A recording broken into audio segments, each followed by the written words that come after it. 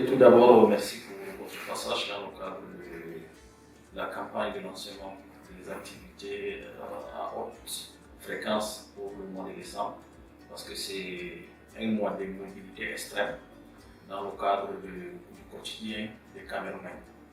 Donc, c'est une activité normale de notre activité qui est saisonnière.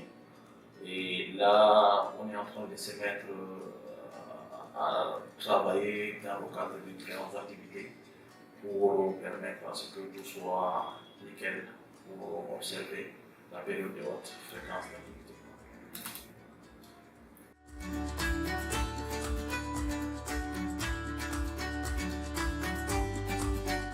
Pour touristique, durant les périodes d'autres activités, on a ce qu'on appelle les kits de fréquence haute. Ces kits de fréquence haute vont du personnel, du matériel roulant, des dispositifs relatifs au système de sécurité. Et à côté de cela, on travaille également sur le renforcement des capacités de tous les parties prenantes au niveau de l'exploitation. Donc, c'est une exploitation à part entière où on renforce les capacités du personnel du point de vue système, mais on renforce également du point de vue numérique. Parce que si je prends par exemple la sollicitation au niveau des agences, au niveau d'entretien, il faut augmenter l'agent d'entretien. La sollicitation au niveau des chauffeurs, il faut ressortir les chauffeurs des réserves pour permettre à ce que l'exploitation soit fluide et qu'on respecte quand même le repos. Donc vraiment, c'est un kit, c'est tout un kit qu'on met en place et l'équipe d'exploitation est déjà en travail pour que d'ici la semaine prochaine, on lance l'activité.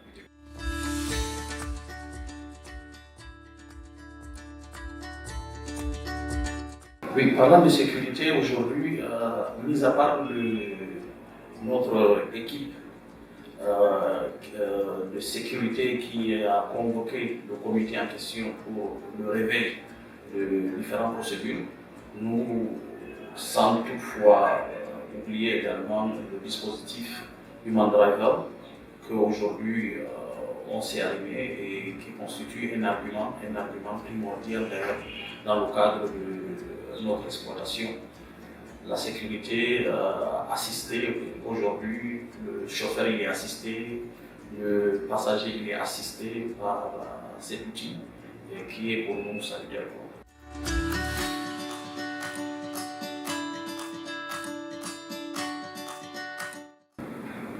Aujourd'hui, tout notre segment 777 est équipé de solutions Human Driver depuis la phase de pilote. Et le segment classique confort, il y a de cela 4-5 mois, je crois, qu'on a lancé. Et sur le segment en question, où on a la plus grande flotte, aujourd'hui on enregistre pratiquement 82-83% des bus équipés. Donc, ce qui dit qu'on est arrivé. Et le reste des bus qui ne sont pas équipés, ça fait partie du challenge du directeur d'exploitation pour la fin de l'année, c'est-à-dire les équiper pour qu'on soit totalement isolé quand même pour permettre à ce qu'on encadre un certain nombre d'activités d'exploitation.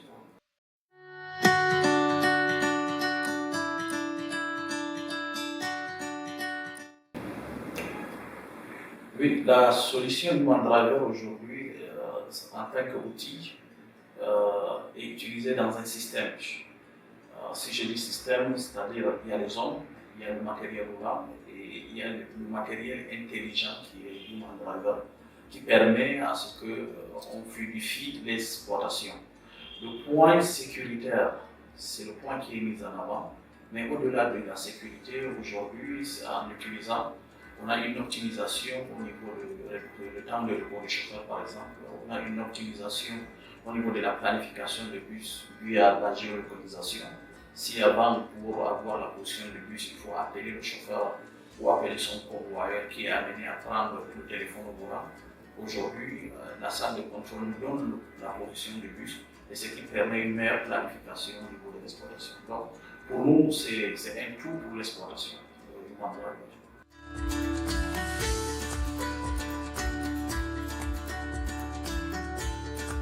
Évidemment, là, c'est un système, moi j'ai l'habitude de dire que la définition d'un système, c'est l'ensemble des process. Et l'ensemble des process, c'est tous les parties prenantes. Et je mets le Human Driver comme un élément aujourd'hui de notre process d'exploitation. Parce que, j'ai bien dit, la géolocalisation, par exemple, qui n'existait pas, qu'il fallait toujours appeler le convoyeur ou le chauffeur pour lui demander sa position pour permettre une prochaine planification. Aujourd'hui, avec cette solution, c'est la salle de contrôle qui nous donne de manière instantanée la position du bus et ça permet. Au-delà, évidemment, il y a le suivi de vidange des véhicules qui est du point de vue de maintenance. On sait ce que c'est un véhicule dont le vidage est mal suivi, c'est un moteur qu'on perd. Perdre un moteur, dans notre cas de figure, pour un bus de 200 millions, ne demandez pas plus de moteur quand même.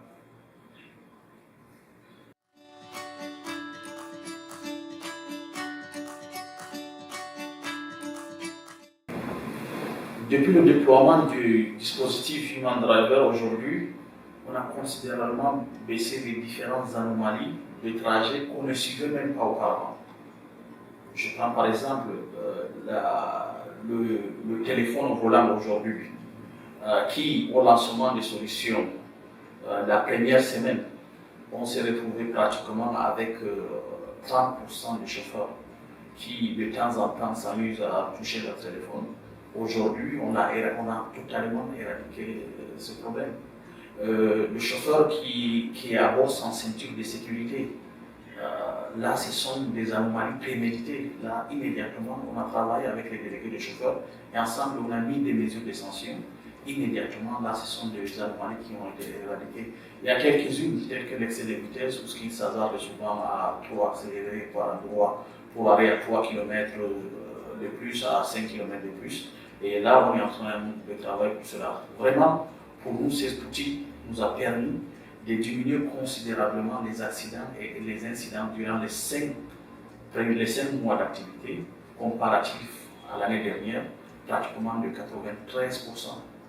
93%, bon, c'est un outil pour nous qui est important et on l'intègre dans notre quotidien.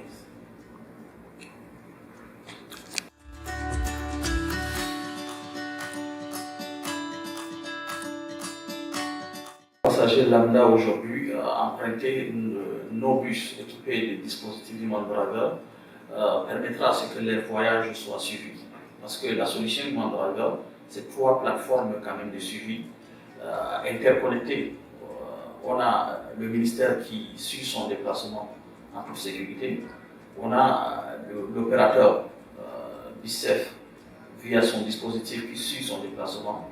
Et on a notre salle de contrôle qui est vraiment la salle de monitoring, qui sont des chauffeurs virtuels qui interviennent quand il le faut, où il le faut, dans le cadre de leur trajet. Donc vraiment c'est un argument de sécurité qu'on a mis à la hauteur de la période d'activité, et à la fin du mois de décembre, on va juger dans le cadre de l'objectif qui est déjà assigné par le conseil d'administration des touristiques au vu de ce qu'on a connu durant l'année, qui est de 0 accident durant cette période.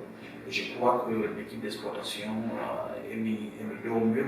Avec cet outil, on n'a pas encore de raison de faillir, entre guillemets, faillir.